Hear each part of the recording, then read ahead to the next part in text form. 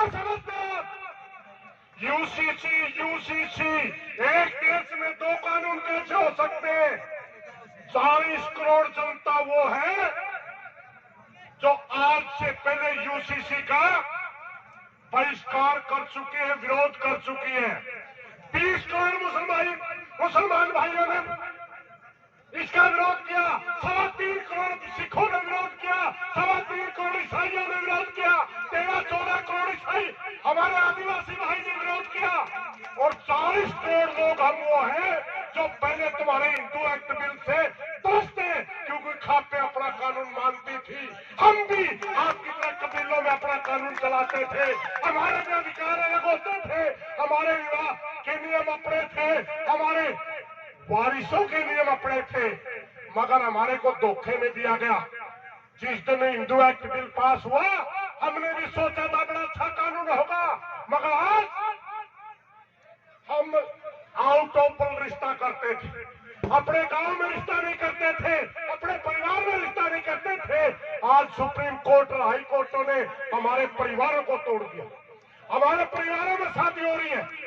इसलिए साथियों, ये जो यूसीसी है ना, ये देश को बर्बाद करने का कानून है, इसको हम लागू ही नहीं होने देंगे, किसी के ऊपर भी लागू नहीं होने देंगे।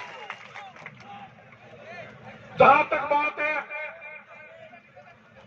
हमारे समाजों की, हम किसान है साथियों, और किसान किसे कहा जाता है? बहुत से साथी हमारे को भ्रमित करते हैं। किसान उसे कहते हैं जल, वायु और भूमि की सहायता से किसी भी तरह के उत्पादन करने वाले को किसान कहा जाता है। आप भी उत्पादन करते हैं, हम भी उत्पादन करते हैं, आप भी किसान, हम भी किसान हैं। मजदूर किसे कहा जाता है? जो अपना श्रम शक्ति के माध्यम से, अपने हाथ के हुनर से किसी भी दूसरे व्यक्ति की सहायता करता, उसका नाम मजदूर है। आप भी मजदूर है, हम भी मजदूर है। हमारे बीच में, आपके बीच में दिवाली किसने पैदा की? एक मैं बात याद दिलाना चाहूंगा, आज डॉक्टर भीमराव अंबेडकर जी की, जब उनसे किसी जमाने में एक साथी ने पूछा कि आप इस पोगापंथी व्यवस्था के खिलाफ क्यों बोलते हो, आप इस धार्मिक लोग विचार रखने वाले लोगों के प्रति चोट क्यों करते हो? तो उन्होंने साफ कहा था, अगर मेरे देश का दलित भाई, SC, ST, OBC अगर हजारों साल तक नरकीय जीवन जीने में मजबूर हुआ, उसका सबसे बड़ा जिम्मेवार धर्म के ठेकेदार थे, धर्म के ठेकेदार, जो आज RSS के रूप में आपके बीच में आ रहे हैं। कभी कांग्रेस में होते थे, कांग्रेस सेवा दल के नाम से, वही लोग थे, वही एक डेढ़ बिरादरी है। आज RSS में भ्रम में मत आना साथियों, बकाए मत लगना। हम प्रकृति के पुजारी लोग हैं, हमें सर्दी लगी सूर्य पूजा, हमें जब रोशनी की जरूरत हुई चंद्रमा पूजा, हमें जल की जरूरत हुई इंद्र पूजा। हम किसी के बुत पूजने वाले लोग थे ही नहीं कभी। हमारी संस्कृति अपनी संस्कृति होती थी, मगर इन लोगों ने एक बड़ा भ्रम का जाल फैलाया, हमारे देश के लाते ही एक अजगर को छोड़ दिया, और आज हमारे को ये बताता तू हिंदू है, तू सिख है, तू ईसाई है। धन्यवाद भाई, मैं ज्यादा टाइम नहीं लूंगा। तू कौन होता है बताने वाला भाई? इस देश के संविधान के अंदर, इस देश के संविधान के अंदर हर व्यक्ति को बोलने की आजादी है। इस देश के संविधान के अंदर हर व्यक्ति को धार्मिक आजादी है, कौन किसको मानेगा। मैं हिंदू हूं, गर्व से कहता हिंदू हूं, मगर कोई RSS का गुंडा मेरे को यह नहीं कह सकता कि आप कौन से कपड़े पहनोगे, आप क्या खाना खाओगे, किस प्रदेश में रहोगे, और कौन सा काम करोगे ये मेरी मर्जी है। मैं किसी मंदिर में जाऊंगा या नहीं जाऊंगा ये मेरी मर्जी है। ये कौन होता है? मोदी है, तेरे बाप का देश नहीं है। ये देश हमारा है, ये देश हमारा है और हम इसको तेरे को तोड़ने नहीं देंगे। ये देश हिंदू मुस्लिम सिख ईसाई सबका था, सबका है और सबका रहेगा। इन्हीं बातों के साथ कोई गलत बात नहीं। भील प्रदेश चाहिए, खेत के अंदर काम करने वाला साथी भी कहे भील प्रदेश चाहिए, मंजे के ऊपर बड़ा बुजुर्ग भी कहे भील प्रदेश चाहिए, तो जाकर हम जीतेंगे। आप लोगों का जज्बा देखकर सल्यूट करते हैं।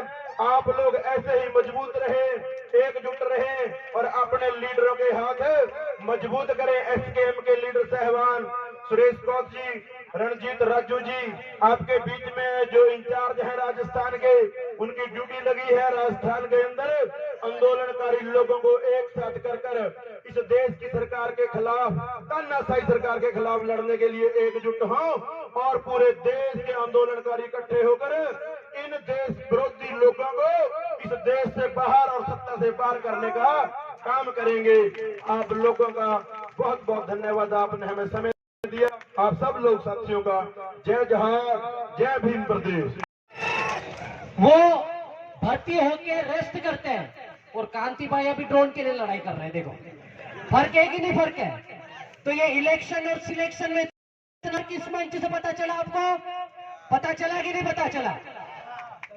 तो ये ऐसे जो परिणाम है वो ऐसे कार्यक्रम से ही देखने को मिलते हैं। दोस्तों मुद्दे की बात करता हूं सीधे सीधे। बहुत बड़े बड़े वक्ता हैं, देश के कोने कोने से लोग आए हैं। मैं इतना बड़ा व्यक्ति नहीं हूं, उम्र से भी लग रहा है, वजन से भी लग रहा है, ज्यादा बोलने की जरूरत नहीं है, लेकिन जो बात बोलता हूं बहुत कड़वी और सच बोलता हूं। 110 साल हो गए हैं। 1913 में हुआ था मानपुर हत्याकांड, जो जलियांवाला बाग हत्याकांड से भी ज्यादा भयानक था।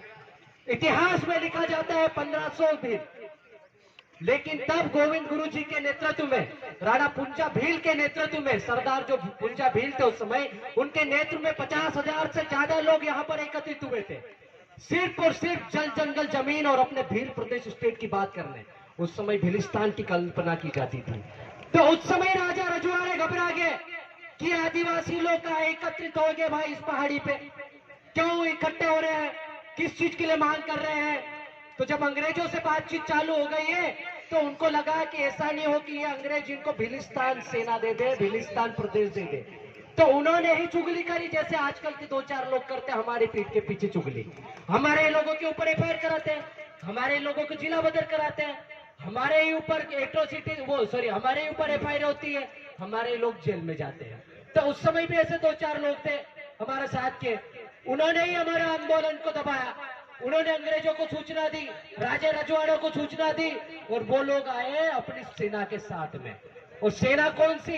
तोप गोलों वाली ब्रिटिश हुकूमत की गवर्नमेंट। उस समय मैंने पढ़ा है, मैंने जो जाना है, यहाँ बड़े बड़े प्रोफेसर साहब भी बैठे हुए हैं, उनके नॉलेज में ज्यादा होगा, लेकिन मैंने जो पढ़ा है उसको पढ़कर अपना दिल दहक जाता है। समझ में नहीं आता है कि इंदौर के महू से आई एक बटालियन, बड़ौदा से आ रही, अहमदाबाद से आ रही, गुजरात, मध्य प्रदेश, राजस्थान, दिल्ली के सेंट्रल से आ रही है, लाल किले से, वहां से बटालियन आ रही है इन भीलों को मारने के लिए इस पहाड़ी पर। चारों तरफ से गोली बारूद, चारों तरफ से तोप चल रही है और हमारा आदिवासी उन तोप बंदूकों का मुकाबला मात्र तीर कमान से कर रहा है। और यही काम आज भी हमको करना पड़ेगा। हम लोग संवैधानिक दायरे में रहकर काम करते हैं। अभी पूर्व वक्ता बता के भी गए, देखो ज्यादा इंग्लिश में नहीं, हिंदी बोलने से मतलब नहीं, सीधी पॉइंट की बात है। उस समय बाबा साहब बोल के गए थे कि संविधान कितना भी अच्छा क्यों ना हो संविधान देते वक्त, लेकिन इसकी व्याख्या करने वाला यदि गलत हुआ तो संविधान कितना भी अच्छा होगा आपके लिए बुरा ही साबित होगा। आज वही चीजें हो रही, बार बार 12,000 हेक्टेयर हमारी जमीन चले जाती है, पूरे के पूरे गांव खाली हो जाते हैं। गुजरात में स्टेचू बन गया, इतना बड़ा सरदार सरोवर बन गया जिसका बैक वाटर हमारे गुजराती नहीं मध्य प्रदेश के आधे गांव में जाता है। वहां पर पीने की पानी की व्यवस्था नहीं लग रहे हैं। मेधादाई का आंदोलन चल रहा है, लेकिन लोग वहीं तक सीमित हो गए और हम लोग यहाँ पर आज इकट्ठा हुए 110 सालों बाद। तो हम लोगों को यहाँ से ये परिकल्पना मात्र जो 110 साल पहले हुई थी इसको परिकल्पना मात्र नहीं रहने देना है, इसको यदि वास्तविक रूप देना है तो आप सबको यहाँ से संकल्प लेके जाना पड़ेगा। इस भील प्रदेश की परिकल्पना को वास्तविक रूप देने के लिए सिर्फ बाणगढ़ में ही नहीं, आपको जंतर मंतर पर भी धरना देना पड़ेगा। और आपको भूखे प्यासे जिस तरह यहाँ से वहां तक चढ़े हो, जिस तरह से आप सुबह से निकले थे यहाँ तक पहुंचे हो, बेसिक उस समय आपको ये सामाजिक आंदोलन के लोग हैं तो सामाजिक तरीके से घर घर से एक मुट्ठी नमक, एक मुट्ठी चावल, एक मुट्ठी आटे के साथ में जाना पड़ेगा। और जब तक तोड़ेंगे नहीं तब तक छोड़ेंगे नहीं, ये तो आपको पता ही है।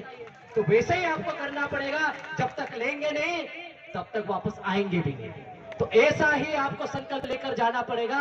और चारों राज्य के लोगों को अब न भील चलेगा, न लाला चलेगा, न पटलिया चलेगा, न बारेला। आदिवासी सारे जब समुदाय एक होते हैं आदिवासियों के, तब आदिवासी बनता है। और ये आदिवासी प्रदेश, भील प्रदेश यदि बनाने की परिकल्पना हम लोग करते हैं तो समस्त देश के आदिवासियों को एकजुट होना पड़ेगा। चाहे वो झारखंड का आदिवासी हो, चाहे छत्तीसगढ़ का आदिवासी हो, चाहे जम्मू कश्मीर का आदिवासी हो, चाहे तेलंगाना आदिवासी हो। और उसके लिए हमको तीसरी पार्टी नहीं चाहिए, कांग्रेस बीजेपी नहीं। आप या किसी एरे गेरे पे भरोसा नहीं, अब हमको बाप भी लाना पड़ेगा। और जब सबका बाप आएगा कहीं तभी हमारा राज आएगा। नहीं तो आप देख सकते हो झारखंड में क्या स्थिति है, वहां भी हमारा सीएम है। आदिवासी सीएम बनाने से कहीं नहीं होता है। राष्ट्रपति हमारा है, राज्यपाल हमारे हैं, प्रधानमंत्री को छोड़ के, सॉरी लास्ट लाइन, प्रधानमंत्री को छोड़ के जितने भी अधिसूचित क्षेत्र है वहां पर सारे के सारे संवैधानिक पद पर बैठे लोग हमारे हैं। लेकिन क्या हाल है, सीधे में मुंह पे पेशाब कर रहा है एक आदिवासी के ऊपर। अलीराजपुर में आके बता दे भैया, चड्डी खोलने से पहले चड्डी में मुंह देता है। तो ऐसी स्थिति हमको बतानी पड़ेगी। ये ट्राइबल क्षेत्र है, अधिसूचित क्षेत्र है, किसी के की हिम्मत नहीं होना चाहिए कि वो चड्डी भी खोल ले हमारे क्षेत्र में। और ये दबदबा आपको बनाना पड़ेगा। बाकी समय कम है, बहुत सारे वक्त है, मैं सुनना चाहता हूँ, बोलने का मौका मिला इसलिए 2 शब्द बोल दिया हूँ। हो सकता है ज्यादा कम हो गया, उसके लिए बहुत बहुत धन्यवाद। और जोहार, जिंदाबाद, जय भील।